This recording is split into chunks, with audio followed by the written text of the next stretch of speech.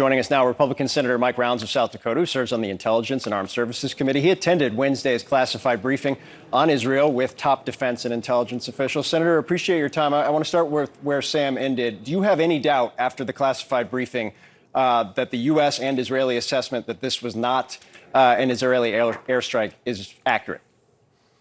We believe the assessment is accurate, both from what the Israelis have told us, but more importantly, what our own IC community has been able to develop on their own.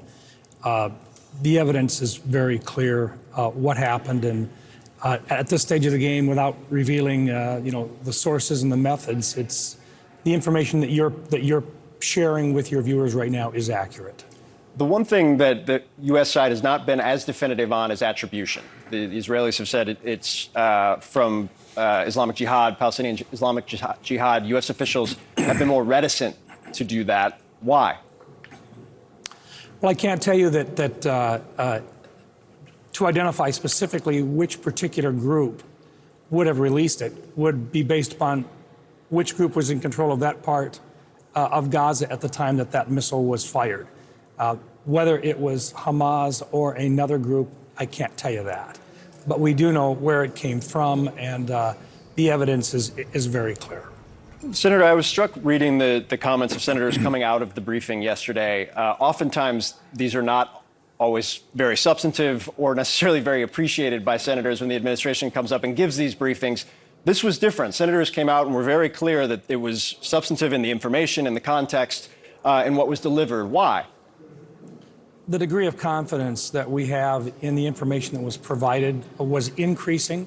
We had an IC meeting the day before, an Intelligence Committee meeting the day before, and the preponderance of the evidence that was delivered on that day was consistent. The following day, they had a higher degree of confidence that the accuracy was there, and they were able to share in that closed meeting how we were able to get that information. And so when you can back up not just what the facts are and then show how you got those facts, it really does help. And so for members of the Senate to receive that much of an in-depth briefing was very, very helpful. They don't want to tell the world how we get our information, because then that jeopardizes our ability to get that information in the future. But I think for the vast majority of the members that were there, it was very helpful to understand how we obtained that information and how we coordinated with the Israelis to take their information, but how we got our own information as well. Senator, President Biden is expected to give a primetime speech tonight, just came back from the trip to Israel. How do you assess his performance has been since this crisis started?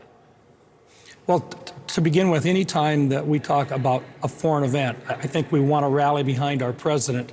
In this particular case, the fact that he took the time to actually go there during a time of war said that we were committed to Israel, which is consistent with our policy.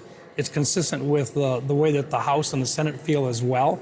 And so in that respect, we are sending a message to the Israelis and to the rest of the world that we will stand by our allies. That was a very important item to achieve.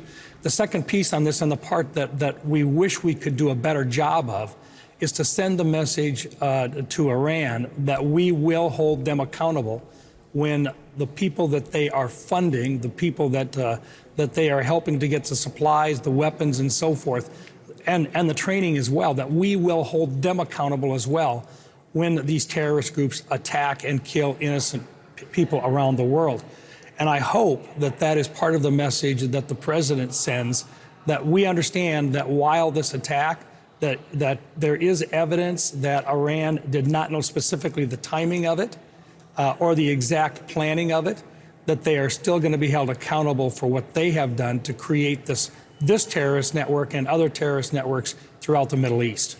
Senator, the president's expected to make the case for a $100 billion plus supplemental aid package tonight. I know where you are on supporting both Israel, Ukraine, more border funding. My question is, as a senator, when you look across the chamber to House Republicans who still don't have a speaker, what goes through your mind? To begin with, we'll probably start it in the Senate would be my expectation. We'll provide them with an opportunity to get through this challenge that they have over there. You know, we in the Senate, sometimes we hear that the House says, you know what, we can argue Republicans and Democrats, but it's the Senate that is the real enemy. And while they say that haphazardly, it's almost comically, The reality is there is a difference between the House and the Senate. And the House was designed by our founding fathers to be emotional, to express the anger, the concerns of a country at the very moment.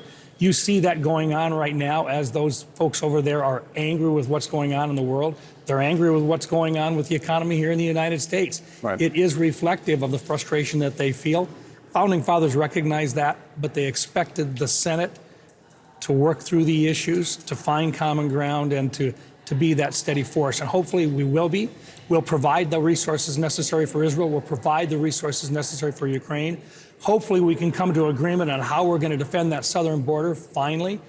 And in the meantime, Taiwan is still there, and whatever we can do to slow down Xi Jinping's interest in taking back or taking over Taiwan is something that might very well be included as well. All right. We could start with the Speaker of the House, but appreciate it. Senator Mike Rounds, South Dakota, always. Thank you. Thank you.